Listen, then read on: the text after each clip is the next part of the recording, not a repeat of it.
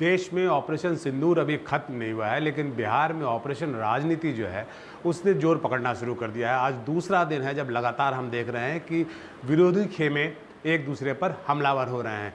कल तेजस्वी यादव ने बड़ा हमला किया नीतीश कुमार के ऊपर, उन्हें एक्सपायरी डेट का नेता बताया और उन्होंने कहा कि कैसे 15 साल के बाद जैसे गाड़ियों को सड़कों से हटा दिया जाता था, वैसे नीतीश कुमार को बिहार की राजनीति से हटा देना चाहिए। और उसका करारा जवाब आज भाजपा ने दिया। भाजपा ने एक लगभग 3 मिनट का एक वीडियो रिलीज़ किया है। और बिहार में जो पोस्टर वॉर है, जो वीडियो वॉर है, ये कोई नई बात नहीं है। आज भाजपा ने जो 3 मिनट का वीडियो रिलीज़ किया है वो जंगल राज के ऊपर है, वो लालू राज के ऊपर है। और वो एक तरह से बिहार की जनता को याद दिलाने की कोशिश है कि जब लालू का राज था तो क्या क्या चीज़ें वैसी होती थी जिसके चलते उसे जंगल राज की उपाधि दी गई थी।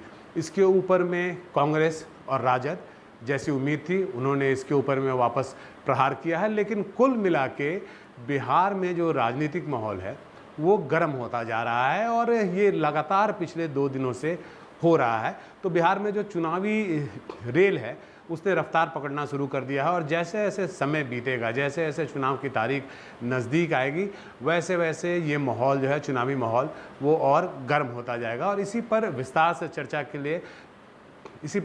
चर्चा के लिए हमारे साथ फैजान अहमद साहब हैं, बिहार के वरीय पत्रकार हैं और काफ़ी पैनी नज़र रखते हैं बिहार की राजनीति पर। फैजान सर, हमने देखा कि आपका पहले तो बहुत बहुत स्वागत है एनडीटीवी में।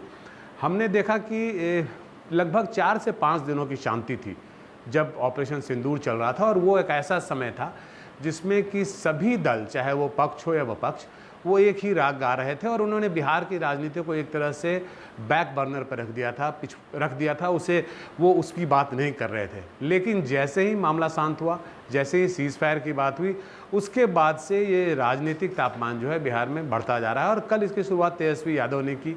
आज आपने देखा होगा वो वीडियो जिसमें कि लालू प्रसाद यादव के ऊपर में सीधा और तीखा हमला किया है भाजपा ने। जी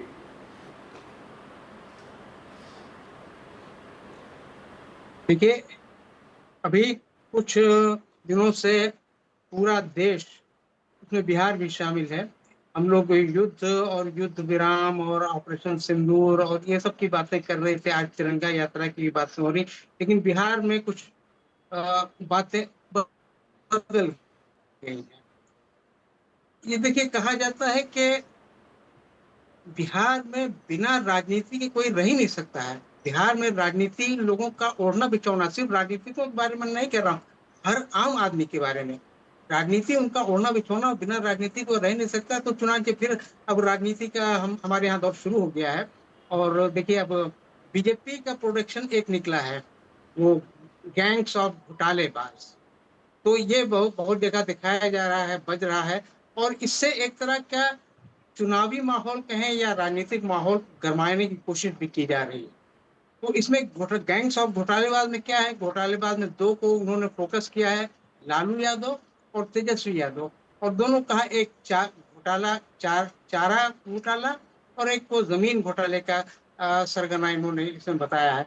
तो देखिए, ये सब मुझे लगता है कि बीजेपी ने शायद ये बना के रखा होगा कि चुनाव जब आने वाला होगा तो उसको इस्तेमाल करेंगे हम, और चुनाव आएगा तो इस्तेमाल करेंगे। लेकिन उन्होंने इसको थोड़ा और पहले से उसको आउट कर दिया है। तो अब ये लोगों की जुबान पर भी चढ़ रहा है कि भाई बीजेपी का ये एक जी, ये चुनावी नारा कहें या तो एक राजनीतिक माहौल एक बनाने फैजान की साहब कोशिश ये है, वो हो फैजान रही साहब है। ये तो एक तरह ये से एक तरह की राजनीतिक राजनीतिक पहल माहौल बनाने की कोशिश है। जी फैजान साहब, ये मैं बोल रहा हूँ कि एक तरह से राजनीतिक माहौल बनाने की कोशिश है। लेकिन इस मुद्दे पे हम जब भी राजद से, चाहे वो तेजस्वी यादव हों या उनके दल के किसी भी बड़े प्रभाकर नेता जी, से आपकी बात करते आवाज हैं नहीं मिल तो रही है उनका मुझे। कहना है कि जी, मेरी आवाज़ अब आपको साफ आ रही है क्या? जी, मैं आप क्या मुझे सुन सकते हैं? हाँ, हाँ, अब आवाज मिल रही है। जी।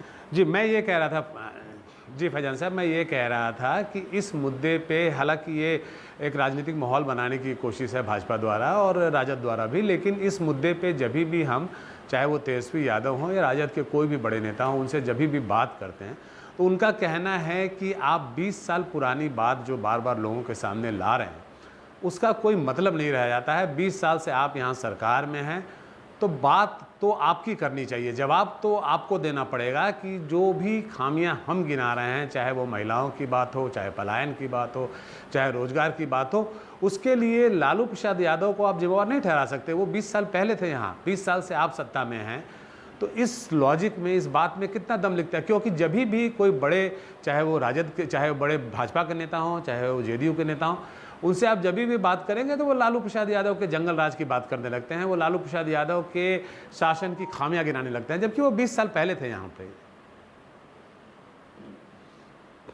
जी, जी, देखिए, ये उनका कहना बिल्कुल सही है, क्योंकि देखिए बात जब भी घूम फिर के आती है, चुनाव की हो या राजनीति एक की हो, सवाल और पूछ। तो वो घोटाले की, घपले की, करप्शन की वो बात आती है, और ये बात उठाते हैं अगर एनडीए के लोग, तो फिर वही वो इशारा उनका लालू की तरफ रहता है, तेजस्वी यादव की तरफ रहता है।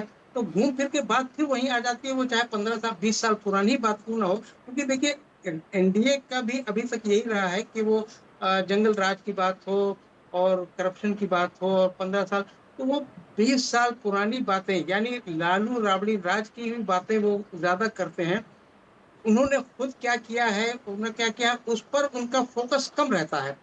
ठीक है, उनके कार्यकर्ता जाते हैं, उनकी पार्टी के लीडरों ने कहा है हमारे कार्यकर्ता गाँव-गाँव में घूम-घूम करके हमने जो कार्य किए हैं, हमने जो काम किए हैं इधर 20 सालों में, 15 सालों में, एक उसका वो वर्णन और बखान करते हैं और लोगों को बताते हैं। फैजान साहब एक लेकिन छोटा, एक आखिरी सवाल आपसे है फैजान साहब एक आखिरी सवाल जी, आपसे है और उसका बहुत छोटा जवाब चाहूँगा। जी, जी। राजद ने महिलाओं के मुद्दे पे, पलायन के मुद्दे पे और युवाओं के मुद्दे पे नीतीश कुमार को घेरने की प्लानिंग की है और उन्होंने इस बात का ऐलान भी कर दिया है। आपको लगता है कि ज़मीन पे कारगर होगा जब चुनाव का बिगुल बजेगा तो? देखिए, जब चुनाव का बिगुल बजता है, जब चुनाव सर पर आ जाता है, तो बहुत से फैक्टर्स काम करते हैं।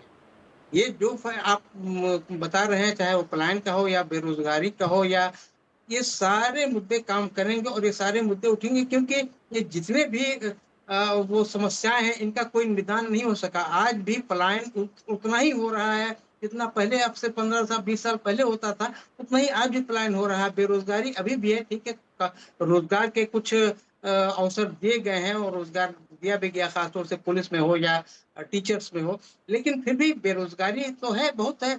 और यहाँ का नौजवान इस बात से लेकर के बहुत चिंतित है कि वो बेरोजगारी और पलायन का दंश झेल रहा है। चलिए फैयाज साहब, मैं आपकी बात समझ गया, क्योंकि समय की थोड़ी किल्लत है, इसके चलते मैं इस चर्चा को यहीं पर विराम देता हूं। तो कुल मिला के जो मुद्दे हैं, चाहे वो पक्ष के हों, वो पक्ष के हों, अपने अपने मुद्दे हैं। और जैसे ही ऑपरेशन सिंदूर का शोर थोड़ा कम हुआ है, वैसे वैसे बिहार में आप देखेंगे कि चुनावी शोर जो है वो बढ़ता जा रहा है। और जैसे जैसे समय बीतेगा और चुनाव की तारीख नज़दीक आएगी, वैसे वैसे ये शोर जो है आपको और भी बढ़ता हुआ दिखेगा। तो बिहार